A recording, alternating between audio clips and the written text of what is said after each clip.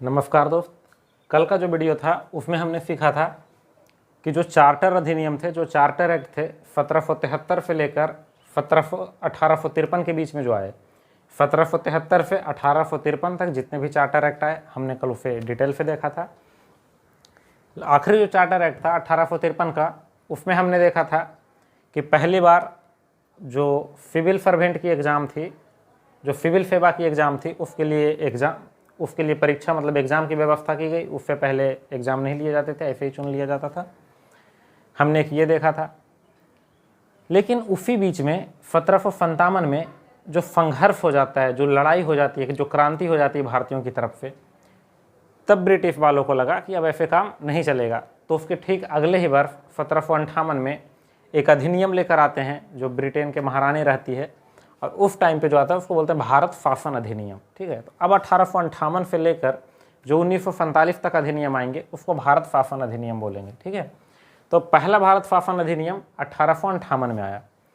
ये 1 नवंबर 1858 को आया। देखिए 1 नवंबर डेट बहुत चर्चित है। 1 नवंबर को आप लोग ध्यान में रखेंगे। राज्य का जो पुनर्गठन हुआ संविधान संशोधन में, वो भी 1 नवंबर ही था, 1956 का डेट था वो। और ये 1 नवंबर 1958, अच्छा 1958 लिख दिए, ये 1858 होगा दोस्त, थोड़ा सा आप इसको सुधार लीजिएगा। ये 1 नवंबर 1858 का डेट है। इस दिन इलाहाबाद में इनके जो घोषणा पत्र था उसको कैनिंग ने पढ़ा। देखिए जैसे महारानी आई, तो जो महारानी भारत नहीं आई, उनका घोषणा पत्र आया कि अब भारत में कैसे शासन चलेगा। तो घोषणा पत्र को यहाँ कोई पढ़ेगा ना, तो कैनिंग ने पढ़ा था। जो उस टाइम पे यहाँ का जनरल गवर्नर था, भारत का गवर्नर जनरल था कैनिंग, उसने ही पढ़ा। अब इस घोषणा पत्र में साफ शब्दों में लिखा था कि कंपनी की शासन आज से समाप्त कर दी जाती है। तो मतलब कंपनी नहीं होंगे, तो शासन किसका चलेगा? सीधा क्राउन का, जो हाँ राजा है। तो कंपनी की शासन को समाप्त करके राजा का शासन लगा दिया गया, क्योंकि कहा गया भारतीयों को कि आप लोगों को कंपनी की वजह से तकलीफ होती है, हम कंपनी का शासन ही खत्म कर देते हैं। अब हम जैसे इंग्लैंड वासियों को वहाँ सुख सुविधा दे रहे हैं वैसे आपको भी देंगे। ये प्रलोभन दिया गया और कंपनी के शासन को समाप्त कर राजा का शासन लगा दिया गया। अब कंपनी का शासन खत्म हो गया, तो यहाँ किसी तरह से अधिकार होना चाहिए, यहाँ किसी तरह से शासन पर शासन चलना चाहिए। इसके लिए उन्होंने एक भारत सचिव बनाया और इनकी मदद करने के लिए भारत परिषद बनाया। देखिए हमारा जो संविधान है, इसमें जब पढ़ेंगे अनुच्छेद, तो साफ शब्दों में लिखा हुआ है अनुच्छेद नंबर 74 में कि भारत में एक मंत्री परिषद होगा और जिसका प्रमुख प्रधानमंत्री होंगे। ठीक वही बात ये लिखा हुआ है। यहीं से हमारा संविधान में उस टर्मिनोलॉजी को लिया गया है, जो टर्म है अनुच्छेद 74 में कि भारत में एक मंत्री परिषद होंगे और जिसका एक प्रधानमंत्री होंगे। तो मंत्री परिषद अगर पूछे कि कहाँ से लिया गया है, तो 1858 के अधिनियम से मंत्री परिषद को लिया गया है। देखिए इसमें कहा गया है कि भारत में एक भारत परिषद होगा और जिसका हेड कौन होगा? भारत सचिव होगा, और ये सारा कुछ इंग्लैंड में ही होगा। भारत परिषद और भारत सचिव ये इंग्लैंड में ही रहेंगे। इसमें 15 सदस्य थे। ये 15 सदस्य ही घोषित किया गया था कि इसमें 15 सदस्य होंगे भारत परिषद में। अब चूंकि इनका काम था भारत के शासन प्रशासन को देखना, तो इनका खर्च, इनका जो पेमेंट था वो भी भारतीय पेमेंट से ही दिया जाता था। मतलब भारत से ही लेकर पेमेंट किया जाता था, जिसको होम चार्जेज के रूप में लेते थे। मतलब कहा जाता था कि आपके घर में शासन प्रशासन करने का एक होम चार्ज लगेगा ना, तो होम चार्जेज के रूप में लेते थे। तो पूछा जाता है कि भारत परिषद का पेमेंट कहाँ से किया जाता था, उन पर व्यय कहाँ से होता था? उन पर व्यय भारत से ही होता था, होम चार्जेज के रूप में लिए जाते थे। इसमें क्या हुआ कि जनरल गवर्नर, जो भारत का जनरल गवर्नर था, उसका नाम बदलकर वायसराय कर दिया गया।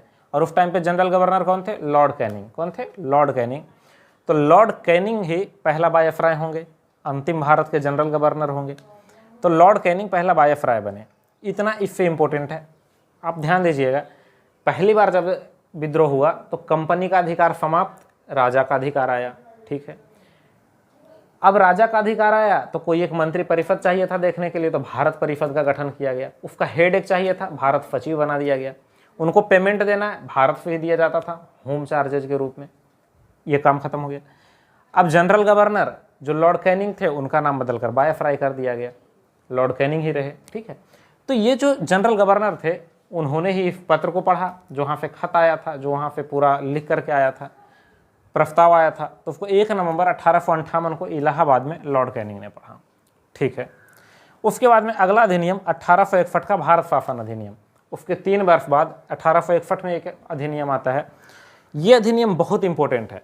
इसमें विभागीय व्यवस्था, पोर्टफोलियो या मंत्रालय की व्यवस्था की गई। देखिए ये मंत्री परिषद है। मंत्री परिषद का कहने का मतलब है कि कुछ मंत्रियों का समूह केवल बना दिया गया, लेकिन एक बाइज्जत से विधानसभा होगा, इसमें बहस चलेगी। ये सारी व्यवस्था 1861 के भारत शासन अधिनियम से किया गया।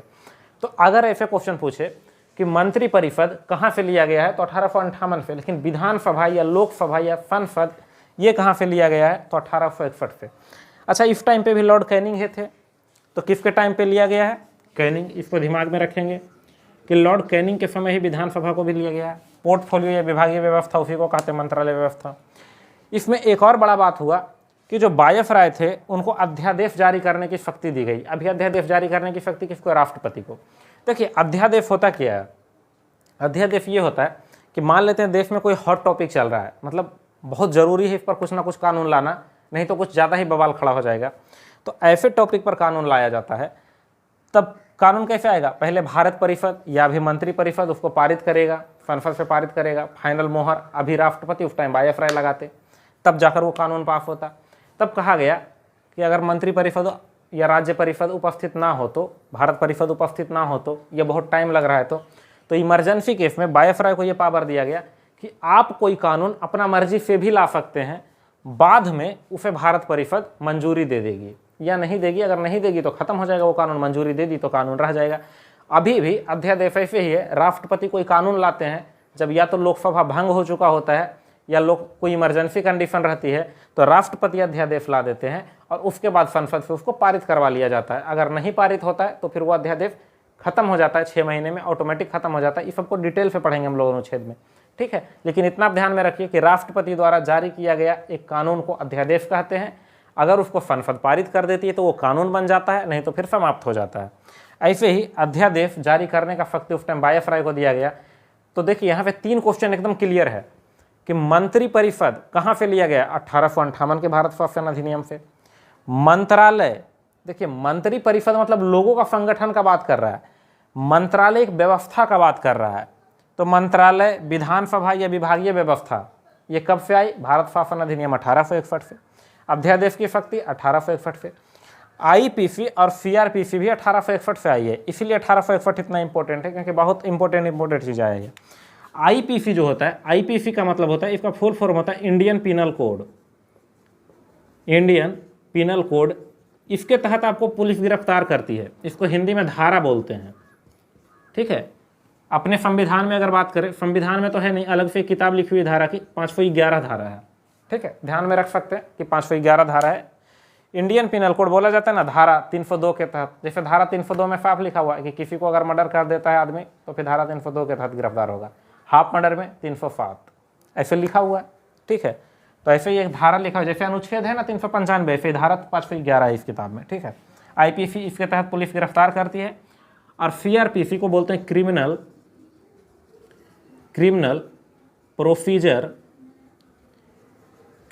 Procedure code. इसका मतलब होता है कि ये केवल फौजदारी वाले में हो सकता है। क्रिमिनल किसको बोलते हैं, जो मार काट करता है, लूटपाट करने वाले को क्रिमिनल नहीं, डाकू बोलते हैं। तो क्रिमिनल प्रोसीजर कोड मतलब क्रिमिनल जो फौजदारी वाला मुकदमा चल रहा है उसमें जज साहब कैसे कैसे फैसला सुनाएंगे, क्या क्या इन पर प्रोसेस लगेगा, ये कहाँ लिखी हुई है, सीआरपीसी में। और पुलिस कैसे गिरफ्तार करेगी, आईपीसी में, इंडियन पिनल कोड में। एक बार फिर से इसको देखते हैं क्या क्या कांड हो गया। 1857 में विद्रोह के बाद 1858 में महारानी का वहाँ से लेटर आता है, खत आता है, जिसको 1 नवंबर 1858 के दिन इलाहाबाद में लॉर्ड कैनिंग के द्वारा पढ़ा जाता है। उसमें साफ लिखा रहता है कि कंपनी आज से खत्म हो जाएगी, यहाँ पर राजा का शासन चलेगा, यानी क्राउन का शासन चलेगा। भारत सचिव या भारत परिषद नाम का एक गठन किया जाता है। भारत परिषद नाम का एक संगठन बनाया जाता है जिसका हेड भारत सचिव होते हैं। उनका खर्चा होम चार्जेस के रूप में इंडिया से लिया जाता है। भारत सचिव चूंकि इंग्लैंड में रहते थे तो इंडिया में कौन देखेगा, तो इंडिया में उनके प्रतिनिधि के रूप में जो जनरल गवर्नर हो सकते थे उनका नाम बदलकर वायसराय कर दिया जाता है। और वो भारत सचिव के प्रतिनिधि जो भारत में होते हैं, पहला वायसराय कौन बनेंगे, लॉर्ड कैनिंग बनेंगे। अब 1861 में भारत शासन अधिनियम आता है। इस अधिनियम के तहत 3 बहुत इंपॉर्टेंट बात है। एक विधानसभा बोलिए या विभागीय व्यवस्था बोलिए या तो पोर्टफोलियो बोलिए या मंत्रालय बोलिए, इसकी गठन होती है। एक अध्यादेश जारी करने की शक्ति दी जाती है और एक सीआरपीसी और आईपीसी की शक्ति दी जाती है। अब देखिए दो चीज़ हमने देखा, एक अध्यादेश जारी करने की शक्ति 100 थी वायसराय के पास, और एक वीटो पावर थी। वीटो पावर कब दी गई थी? 1786 का सेटलमेंट एक्ट के तहत। वीटो पावर कब आई थी? 1786 के सेटलमेंट एक्ट के तहत, और 1861 के भारत शासन अधिनियम के तहत अध्यादेश की शक्ति वायसराय को दे दी गई। इस बात को ध्यान में रखेंगे। अगला देखते हैं 1892 का भारत शासन अधिनियम। 1892 में जो भारत शासन अधिनियम आया, इसमें पहली बार चुनाव की बात की गई। 1892 में पहली बार बोला गया कि किसी भी प्रांत में जो गवर्नर शासन कर रहे हैं या जो भी लोकल नेता होंगे उनका चुनाव किया जाएगा। तो पहली बार लोकल नेता या प्रांतीय नेता का चुनाव करवाया गया, ठीक है ना। तो पहली बार निर्वाचन की बात 1892 में की गई। अच्छा, निर्वाचन होगा मतलब वो जनता की मर्जी से आएगा, तो जनता क्वेश्चन पूछ सकती है। तो उनके द्वारा जो निर्वाचित सदस्य होंगे, देखिए जनता नहीं, जो जनता के द्वारा निर्वाचित सदस्य होंगे वो बजट पर बहस कर सकते हैं और प्रश्न पूछ सकते हैं। मतलब वर्ष भर में कितना खर्च करना है, क्या क्या खर्च करना है, इसका जो हिसाब किताब था, इस पर प्रश्न पूछने का अधिकार इस निर्वाचित सदस्य को दे दिया गया। तो 1892 में निर्वाचन हुआ और बजट पर बहस करने का या प्रश्न पूछने का अधिकार भारतीयों को प्राप्त हुआ। 1909 का अधिनियम, ये 1909 का अधिनियम मार्ले मिंटो सुधार अधिनियम के नाम से भी जाना जाता है। देखिए कभी कभी ये पूछ देता है कि मार्ले और मिंटो में, देखिए एक इसमें वायसराय थे और एक भारत सचिव थे, भारत सचिव और वायसराय थे। तो पूछता है कि कौन भारत सचिव कौन वायसराय थे। तो आप ऐसे ध्यान में रखेंगे कि भारत सचिव बड़ा था या वायसराय? भारत सचिव बड़ा था, क्योंकि उसका प्रतिनिधि भारत में केवल वायसराय था, बाकी पूरा हेड कमांड कौन था? भारत सचिव, जो कि इंग्लैंड में ही थे। तो बड़ा कौन थे? भारत सचिव। उनके नीचे कौन काम करते थे? वायसराय। तो पहले किन की वैल्यू होगी, भारत सचिव की या वायसराय की? भारत सचिव की। तो मार्ले भारत सचिव हैं और मिंटो वायसराय हैं। फिर से ध्यान दीजिएगा, मार्ले भारत सचिव हैं और मिंटो वायसराय हैं। तो मार्ले मिंटो सुधार में मार्ले भारत सचिव और मिंटो वायसराय थे। इसमें पृथक निर्वाचन कहा गया। देखिए 1892 में निर्वाचन, 1909 में पृथक निर्वाचन। पृथक निर्वाचन का मतलब है, और इसमें पृथक निर्वाचन केवल मुस्लिम को दिया गया। पृथक निर्वाचन का मतलब है कि केवल मुस्लिम खड़ा हो सकता है, इसको आरक्षण बोलते हैं। और अगर केवल मुस्लिम ही वोट भी कर पाए तो इसको पृथक निर्वाचन कहते हैं, कि अलग से चुनाव हो रहा है। नहीं समझे आपने क्या कहा? जैसे आप लोग की तरफ कभी सीट रिजर्व रहता है ना, कि इस बार महिला खड़ा होगी, सुनते होंगे। अभी पंचायत चुनाव चल रहा है बिहार में, तो इसका तो माहौल पूरे एकदम गर्मा गर्मी पे है। तो आप लोग देखते होइएगा, कहीं महिला सीट होता है, कहीं SC ST सीट होता है। तो जहाँ महिला सीट है वहाँ महिला खड़ा हो रही है, तो ये आरक्षण है महिलाओं को। लेकिन अगर कहा जाए कि इस क्षेत्र में पुरुष वोट भी नहीं देंगे, महिला ही केवल वोट करेगी, मतलब महिला ही केवल खड़ा हो सकती है और केवल महिला ही वोट कर सकती है, तो हम बोलेंगे कि महिला को पृथक निर्वाचन दे दिया गया। सेपरेटली चुनाव कराने का मतलब सेपरेट इलेक्शन कर दिया गया उनके लिए, ठीक है ना, उसको पृथक निर्वाचन कहते हैं। तो मुस्लिम के लिए पृथक निर्वाचन की व्यवस्था की गई। ये फूट डालो और शासन करो का ही एक हिस्सा था, ठीक है, कि हिंदू और मुस्लिम में लड़ाना था। तो मार्ले मिंटो सुधार के तहत पहला पृथक निर्वाचन दिया गया 1909 ईस्वी में। सार्वजनिक विषय पर प्रश्न पूछने का अधिकार दिया गया। देखिए एक्चुअली में 1909 जो था वो 1892 का एक अपग्रेडेड वर्जन था। मानिए ये 4G था तो ये 5G था। 1892 में कहा गया कि बजट पर बहस या प्रश्न पूछ सकते हैं। 1909 में कहा गया कि आप बजट पे ही नहीं, सार्वजनिक किसी भी विषय पे पूछ सकते हैं, ठीक है। सार्वजनिक विषय कोई भी हो, कुआं खुदवाना है उस पर भी प्रश्न पूछ सकते हैं कि यहाँ कुआं काहे नहीं खुदा, सड़क बनवाना है तो यहाँ क्यों नहीं सड़क बनाई है, यहाँ जंगल काहे काट दिया गया, यहाँ सड़क काहे बना, तरह तरह की बातें थी। तो सार्वजनिक विषय पर भी प्रश्न पूछने का अधिकार मिल गया। यहाँ चुनाव की व्यवस्था की गई 1892 में, तो यहाँ पृथक चुनाव मतलब पृथक निर्वाचन की व्यवस्था की गई मुस्लिम के लिए। मार्ले मिंटो सुधार अधिनियम बोलते हैं, पहला वाला भारत सचिव थे और बाद वाला वायसराय, ठीक है। उसके बाद 1919 में एक भारत शासन अधिनियम आया, इसको मोंटेग्यू चेम्सफोर्ड सुधार बोलते हैं। कहा इसमें भी कुछ खास नहीं हुआ, थोड़ा और सुधार करते हैं, ठीक है, थोड़ा और देखिए कैसा सुधार किया गया। तो मोंटेग्यू चेम्सफोर्ड सुधार, इसमें भी वैसे पहले भारत सचिव और बाद में वायसराय। तो भारत सचिव कौन थे? मोंटेग्यू और चेम्सफोर्ड वायसराय थे, ध्यान में रखेंगे। इसमें पृथक निर्वाचन, जो यहाँ देखिए पहले निर्वाचन फिर पृथक निर्वाचन, अब उसका भी अपग्रेडेड वर्जन आएगा, ये 6G है। इसमें कहा मुस्लिम को कहा है, थोड़ा सिख और ईसाई को भी पृथक निर्वाचन दे देते हैं। तो 1919 में सिख और ईसाई को भी पृथक निर्वाचन दे दिया गया एक। अच्छा, इस पृथक निर्वाचन के साथ साथ यहाँ प्रत्यक्ष चुनाव करवाया गया। प्रत्यक्ष मतलब वैसा चुनाव जिसमें जनता एकदम डायरेक्ट भाग ले कि हम वोट कर रहे हैं, उसको प्रत्यक्ष चुनाव कहते हैं। तो पहली बार आम पब्लिक को वोट डालने का अधिकार 1919 के अधिनियम में मिला। यहाँ पर आम पब्लिक वोट नहीं डालते थे, यहाँ पर आम पब्लिक का एक नेता होता था जिसको सब मिलकर कहता था कि आप इसको जिताइए, तो जैसे आपकी तरफ होते हैं ना, नेता का भी चमचा होता है, तो अलग अलग नेताओं का चमचा होता था, वो चमचा ही वोट करता था, ठीक है ना। लेकिन अब 1919 के बाद ऐसा कहा गया कि प्रत्यक्ष निर्वाचन होगा, मतलब सीधा सीधी जनता ही निर्वाचन करेगी, जनता ही वोट डालेगी, और महिला को मतदान का अधिकार दिया गया। देखिए ये दो चीज़ नो डाउट सुधार था, लेकिन ये कैसा सुधार था ये तो मोंटेग्यू और चेम्सफोर्ड ही बताएंगे।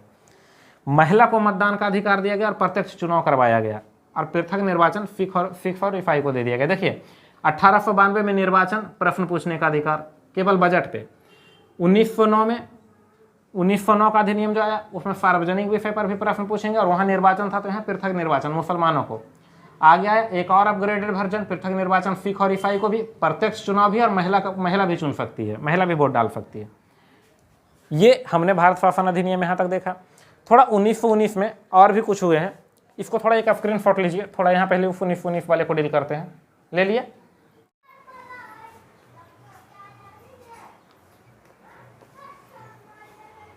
प्रांतों में द्वैध शासन। देखिए इसी अधिनियम मतलब 1919 के अधिनियम के तहत ही प्रांतों में द्वैध शासन लगा दिया गया।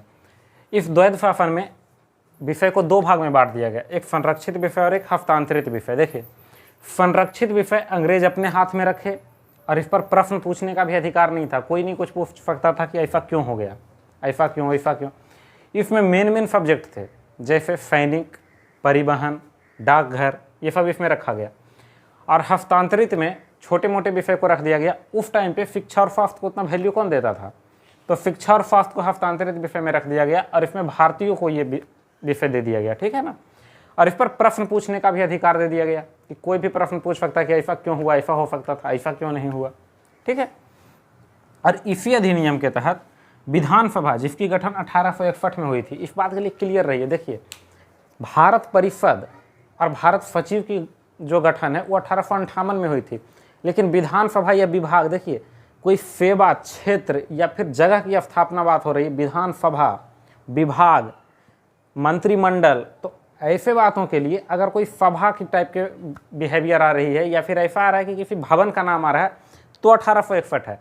लेकिन लोगों की बात होगी, भारत सचिव, भारत परिषद जिसमें 15 सदस्य थे, तो ये 1858 वाली है अधिनियम, ठीक है ना। तो ये जो विधानसभा थी वो 1861 वाली थी। इस विधानसभा को दो भागों में बांट दिया गया 1919 में आकर, एक उच्च सदन, एक केंद्रीय विधानसभा। देखिए उच्च सदन जो था उसको काउंसिल ऑफ स्टेट कहा गया उस टाइम, और काउंसिल ऑफ असेंबली केंद्रीय विधानसभा को कहा गया। अब किसी एक को भी याद रखेंगे तो काम चल जाएगा, यदि आप हिंदी मीडियम से तो उच्च सदन और केंद्रीय विधानसभा को याद रखेंगे। अब ये उच्च सदन अभी भी उच्च सदन के नाम से ही जाना जाता है, राज्यसभा, और केंद्रीय विधानसभा आज लोकसभा या निम्न सदन के नाम से जाना जाता है। तो एक बार फिर से 1919 को देखिए क्या हुआ। इसको मोंटेग्यू चेम्सफोर्ड सुधार कहते हैं। मोंटेग्यू भारत सचिव थे और चेम्सफोर्ड वायसराय थे, ठीक है। इसके तहत पृथक निर्वाचन ईसाई और सिख को भी दिया गया, महिला को वोट डालने का अधिकार, प्रत्यक्ष निर्वाचन, प्रांतों में द्वैध शासन, हस्तांतरित और संरक्षित विषय।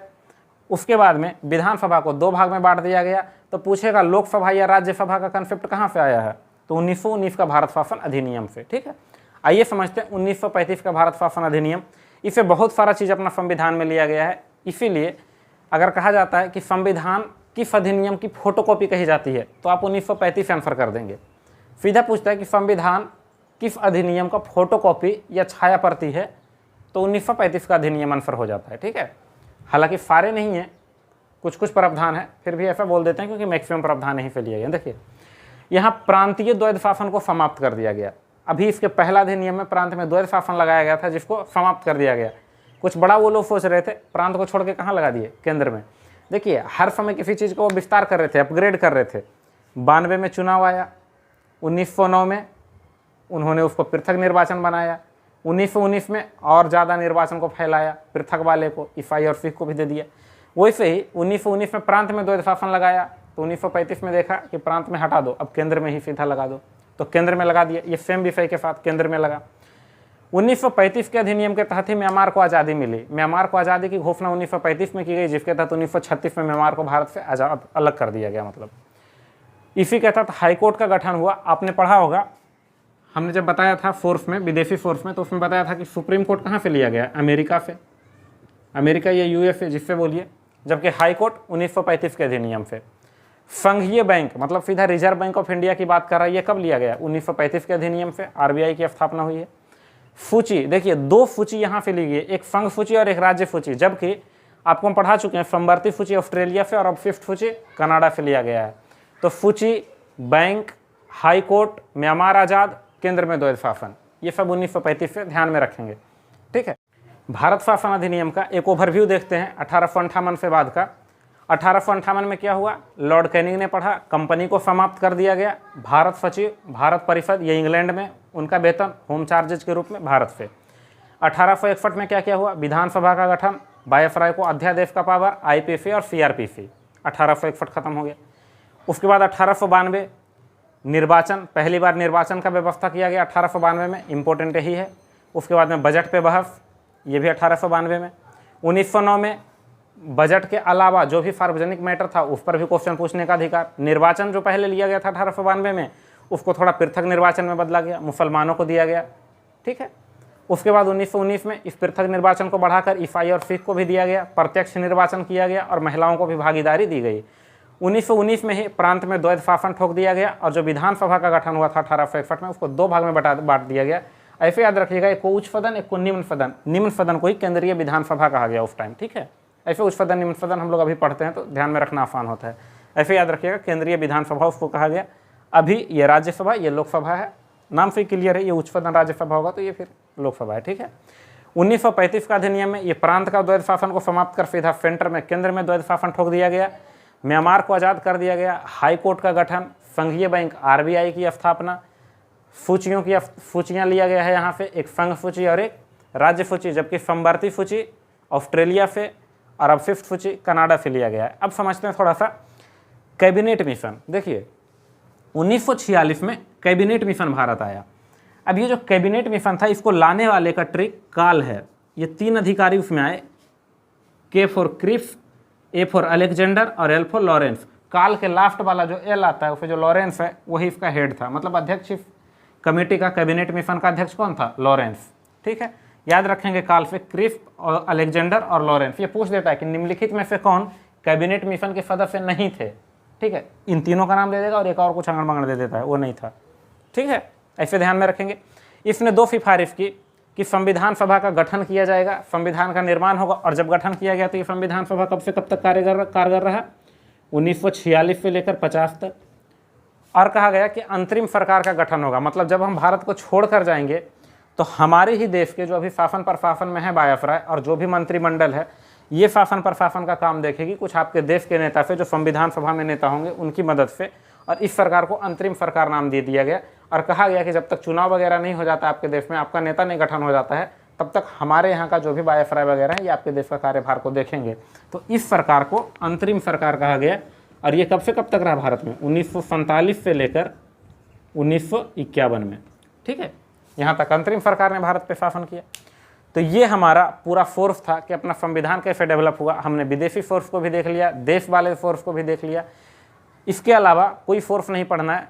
ये मॉडर्न हिस्ट्री और पॉलिटी दोनों के लिए कॉमन है, इसीलिए यहाँ पे प्रश्न आने की संभावना ज़्यादा होता है। अब हमारे पास जो पॉलिटी में पढ़ना है वो प्रस्तावना और अनुच्छेद मेनली पढ़ना है। तो अगला जो टॉपिक हम लोग डील करेंगे वो प्रस्तावना होगा।